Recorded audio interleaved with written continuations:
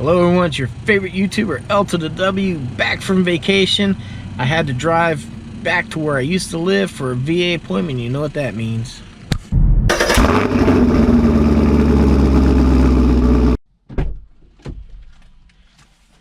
Special bouquet of flowers for the wife.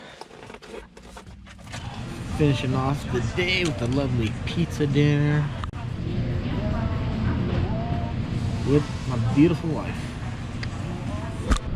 Two Rooskies in paradise. One whiskey.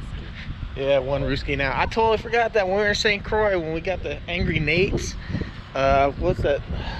Jimmy Buffett song, Cheeseburger in Paradise, came on, and I changed it up to Two Rooskies in Paradise. Well, we're back home now, and we have an empty fridge, so we're at our favorite place. Walmart.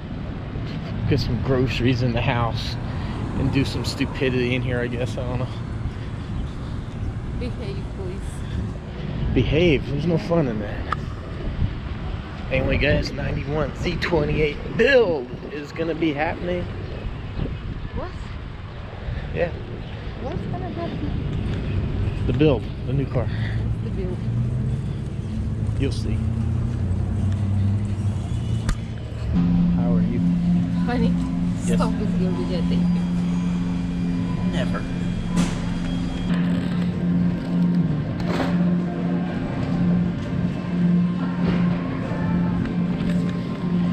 She's got a bit of a sweet tooth.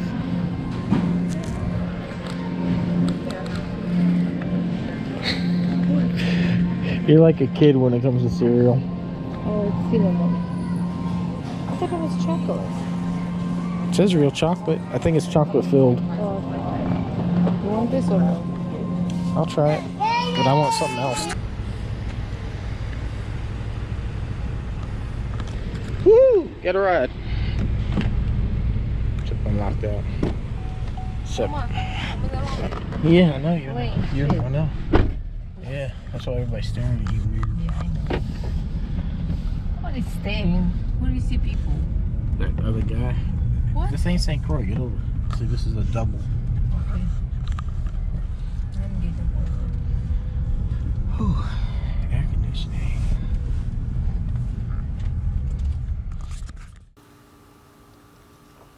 Oh yeah, back to the good stuff, baby. So anyhow, when I bought the Camaro, I had a couple of lights out. One, the third brake light right here, I noticed was not working, and I had a side marker here that wasn't working. So to get to this, you have to take off this great big plastic panel, which now leads me to this light right here. See, there's a light and there's a bulb. I don't see a harness in there anywhere for this. So why would they put the bulb in there if it doesn't work? Okay, so for a few years the Camaro had what was an electric pull down for the trunk. Basically, you would shut the trunk very easily and an electric motor would pull it tight. Now I had somebody actually say that, hey, I said, hey, due to that button, that means you have it. And that's kind of a yes and no. My 92 did not have it. I assume the 91 didn't have it either because the big wing. And I'll show you here. Not sure if you can pick it out, but there's a cutout right here. There would be a bracket here, an electrical contact with two prongs that stuck out. And then right here would have been a contact area for brass tabs. Now, if you see that, that generally means you have it, but I guess there must have been a redesign. Because when I took this panel off, I discovered that this car does in fact have the system. There's two slides right here, one here, and this electric motor right here that moves the hatch up and down. And interestingly enough, this was unplugged. So sorry, I kind of lost track of where I was. I had to put a new battery in the meter there. But anyhow, I don't know the history of the car. I just kind of found it weird that this was unplugged. I plugged it in and I can't get it to do anything. So first I want to make sure nobody pulled any fuses or there's not a bad relay. So we're going to make sure that there's voltage to this harness. And there we go. We got 4 prongs here. And we got 12 volts on 2 of them, which makes sense. 12 volts, one up, one down. So now what we want to see is what are these other wires going to do here. So I'm going to put this on a ground. And we're going to play with this switch right here and see if this doesn't trigger a ground. There we go. And now this one's open. Okay, so this one is grounded when the switch is open and not grounded when you push it in, and the other one is reverse. It's not grounded open and it's grounded when you close it. So there you go. We've I tested now and I verified that we do have power. Everything should be working, so that tells me that this motor here probably burned out. I really do believe whoever had this car took good care of it and they knew that this system existed, so I don't think the gears broke. So now the only other thing is, where would be the harness for that light? That is weird. I don't understand why GM would put the actual light bulb in here and not have it. But anyhow, check this out. Let me see if I zoom in on that maybe. Okay, that's zoomed. That there is a spare tire. This is one of the funniest things with the Camaro. If you look, the sidewall's kind of tucked in, and back here somewhere should be an inflator can, which I'm not going to about take all this apart, but because these cars have a limited slip differential, you cannot spin both back tires at different rates. You'll burn up the clutches in that differential. So with the limited space, I had to come up with a way to create a tire the same size. So this thing actually grows. Freaking weird design.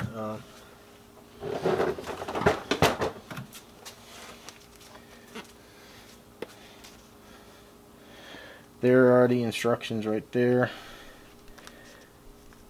There's the inflator. It's back there, and you inflate it to make it. And then when you get done, you put your regular car tire here. And there's a little slit here in the carpet that's never been used. But there's a little slit here that you take this hook and you hook your tire. Something like the 2017 that's actually behind here. The reason that car has run flats is because you can't put a spare in the trunk.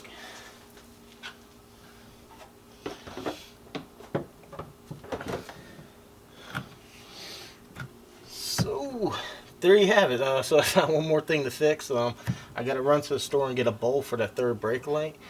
And I already checked. Rock Auto has these motors in stock. Like I said, before I spent $75 and ordered one, I wanted to make sure that's the motor. And the best way to do it is actually make sure you have voltage. So like I said, I plugged that in. I've closed the hatch. I've released it from inside. I've done everything. This motor does not activate. So it's another thing to fix. But no biggie. No biggie. Man, guys, I am so happy to have this car back. Alright, not back. This wasn't the one that I owned. Mine was black and it was a 92. But this is everything I remembered my 92 being. The fit, the feel, everything. I'm so freaking thrilled, man. I swear, I'm pretty sure, you know, if you gave me a C8 or this right now, I'd probably take this one because it's a lot of memories. I love this car. There's so much I can do to this thing, so I cannot wait to get started. So that being said, thank you for sticking around for the vacation videos. I know for people that tune in for a car channel, that's not the hot stuff. I even looked at Gavin's numbers. His views for his vacation videos weren't quite as much as anything with the Mustang or other things involved. And that's fine. You know, maybe it's the veteran side of me. I just like to help other people, because maybe if they want to go to the vacation somewhere, they want to see videos and opinions and stuff like that. So I just like to help anybody out I can through my YouTube channel. But I've also never said I'm 100% YouTube either. You know, my logo. Cars, coffee, and life. Everything outside. too. So just thank you for supporting those videos and letting me do it. It's Sunday right now. I have one last video going up on for the vacation. It's going to be the snorkeling. So after that, I have nothing left, and it will be this video, and we're getting hot and heavy on this. So trust me, when you do videos, they render out. There's certain things when you do slow motions and color correction, things like that. It takes time for it to process in between. So I'm telling you that because what I'm saying is, when I was doing that, I was on the other screen of the computer, and I was on probably every wheel and rim shop there was, trying to find a set of wheels for this, because this is one of the first things I actually want to do is just get the wheels for it. The problem is, to me, I think what made the IROCs and that so iconic were those 5-star wheels. They look so damn good. That's the reason I don't think anybody back then, not a lot of people actually changed those wheels. It was just like they hit it right from the factory, and it just looked perfect, and it's hard to imagine this car with anything other. So I don't know why in '91, when they brought back the Z28 name, they changed wheels. I don't know why they did that. Instead of it being a nice concave 5-star, they flattened it and kind of painted it, and to me it just doesn't look very good. I didn't really like the rims in '92, and 25 plus whatever years later, I still don't like them.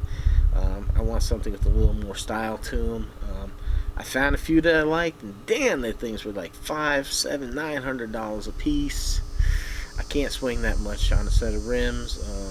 There are some other options. The Corvette rims, like the C5 or whatever, the ZR1 wheels, do actually look pretty good, but a lot of people have done it. But it's definitely a cheaper way to go. You can get your hands on those fairly cheap.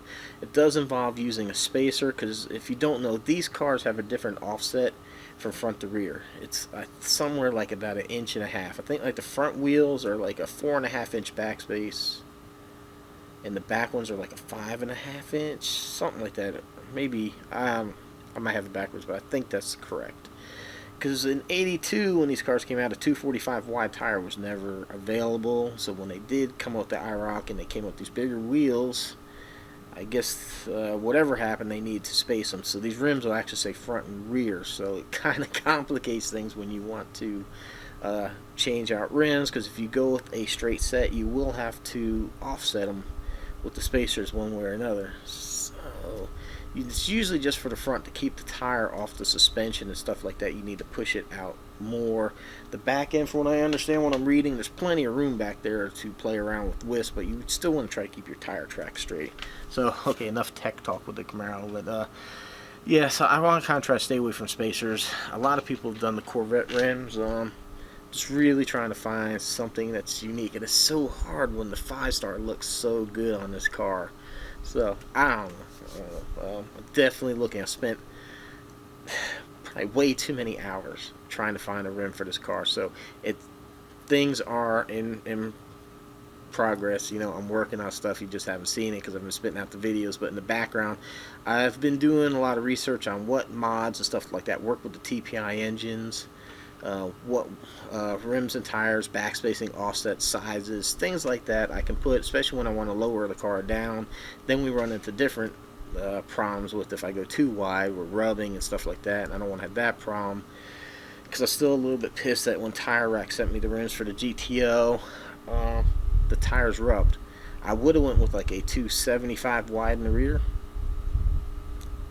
if I wanted to roll the fenders. That's why I went with the 265. It should have fit, but obviously they had too much offset outwards or whatever, and I'm just not very good with the math of wheel spacing and stuff like that. So I think I'm going to go ahead and end the video here. We're going to go ahead and I actually sold one of my bikes. I'm working on packing that up right now. I got a few other things we need to work on, and hopefully next video will be me doing the first type of modification, as you may well, first model, I guess, for the car.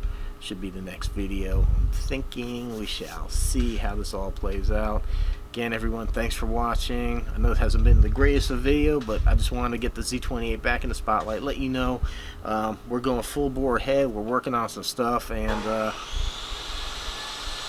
sorry, the neighbor's putting in tile next door. Bad enough I already put off my day because the person that's renting the house 2 doors over decided that they needed to power wash the driveway on their rental. It's been a tough day to film. So anyhow, please go ahead, hit that subscribe button, give me a thumbs up. There's some links down below if you want some shine armor, man. 10% off, man. Makes your car look nice, good, repels water, really good stuff. So far I've been happy with it. Been watching how it's been performing on the unwashed, untested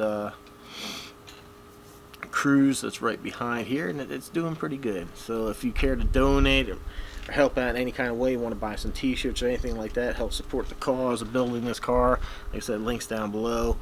Also, just go ahead and like, share, comment, spread the word, help grow the channel. As the channel gets bigger, the more stuff we can do with the ad revenue from YouTube, which right now really isn't there because I'm one of them tiny channels. So let's help grow this thing, and we could do more and have bigger and better project cars than even this. Anyway, thank you for your support. Like, share, comment, subscribe, and we'll see you on the next